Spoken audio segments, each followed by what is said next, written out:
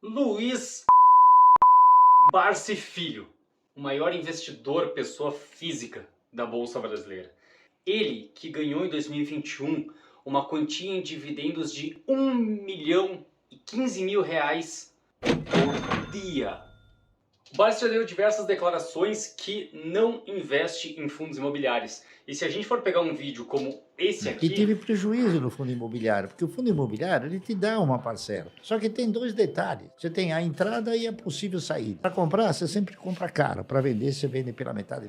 ou esse aqui, Eu já comprei fundo imobiliário, comprei LCA, comprei previdência privada. Nenhum deles te gera resultado. Nenhum deles. ou ainda as notícias que ele fala em relação a fundos imobiliários, a gente vai entender que o Barsi realmente não está disposto a investir nessa classe de ativo. Mas por que não? Os fundos imobiliários acabam sendo uma porta de entrada dentro da Bolsa de Valores para muitos investidores, por conta da volatilidade um pouco menor e porque naturalmente no Brasil nós temos um apego muito grande à classe de ativos de investimento relacionados aos terrenos, relacionados à construção. O brasileiro sempre gostou de investir em tijolo. Os fundos imobiliários vêm crescendo ano após ano. E em 2022 já se conta com quase 2 milhões de CPFs que investem em fundos imobiliários no Brasil. Mas por que então Luiz Barsi não investe em fundos imobiliários? Será que ele tem um porquê por detrás de tudo isso? Ou será que o bom velhinho está perdendo a mão nos investimentos? A gente vai falar disso agora.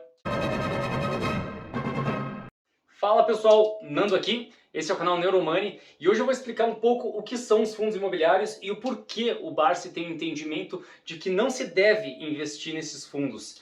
E no final eu vou te dizer o porquê que o Barsi está certo e porquê isso não quer dizer que você não deva investir em fundos imobiliários. Os fundos de investimento imobiliário, os famosos FIIs, é uma classe de ativos em que você pode comprar uma pequena cota referente a um grande fundo que investe nos diversos segmentos de construção. Pode ser fundos que investem em shopping centers, fundos que investem em escritórios, fundos que investem até em cemitérios. Ou também nós podemos investir em fundos que investem em papéis, em dívidas relacionadas à construção civil e ainda mais recentemente aos FIAGROS, que são fundos de investimento ligados ao agronegócio. Mesmo assim, mesmo sendo um mercado em ascendência e muitas pessoas gostarem dos fundos imobiliários, e nós temos grandes nomes investindo nos fundos imobiliários, pessoas famosas como o próprio Thiago Nigro, Bruno Perini e diversas outras pessoas que você deve ouvir muito aqui e falar muito bem sobre os fundos imobiliários, mesmo assim Barsi não gosta. Ele já chegou a anunciar que os fundos imobiliários são o conto do vigário. Ele também já disse que ele não investe em nenhum outro tipo de fundo, porque ele acredita que investindo em um fundo ele está passando a responsabilidade da gestão para outra pessoa. E ele também fala que os fundos imobiliários têm um risco de renda variável, mas um retorno de renda fixa. A principal questão que a gente deve entender aqui é que o patrimônio do Barsi é tão, mas tão grande, que isso acaba prejudicando ele no que se refere ao investimento em um fundo imobiliário. Porque pensa assim comigo, vamos imaginar um fundo imobiliário que tem um valor patrimonial de 100 milhões de reais. É um fundo, sim, grande. Eu tenho certeza que você adoraria ter 100 milhões na sua conta agora. Mas se a gente for comparar isso ao valor patrimonial das empresas que o Barsi investe, a gente vai entender que os fundos imobiliários são muito pequenos, muito enxutos. E digamos que você é o Barsi e você decide investir o que você tem de rendimento em um dia.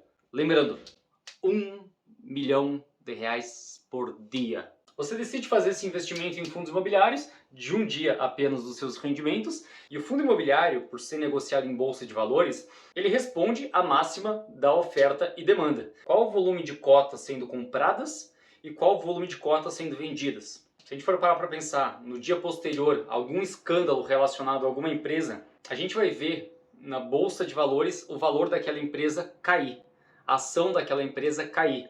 Isso não quer dizer necessariamente que a empresa perdeu o seu valor patrimonial. Quer dizer que muitas pessoas querem se desfazer dessas ações, da mesma maneira que quando muitas pessoas querem comprar uma ação, essa ação se valoriza.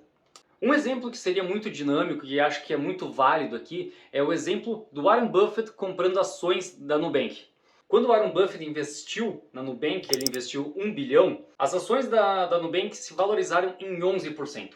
E é esse o grande problema do Barsi investir em fundos imobiliários. Ao contrário de um aporte que ele poderia fazer numa empresa que é muito maior do que um fundo imobiliário, um aporte dele, mesmo sendo um aporte significativo, não teria uma expressão gigante.